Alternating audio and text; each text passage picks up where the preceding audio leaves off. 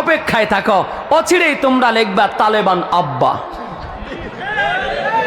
জোরে কোন কথা ঠিক কিনা? মায়ের উপরে ওষুধ নাই, তোমরা অচিরেই লিখবা তালেবান আব্বা। সুতরাং মুসলমান হুঁশিয়ার থাকতে হবে।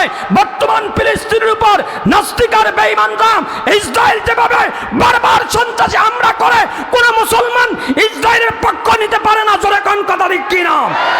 কালেমার পতাকা আফগানিস্তান যেভাবে উড়িয়েছে, অচিরাই খোরাসান রাষ্ট্র রহিয়াছে।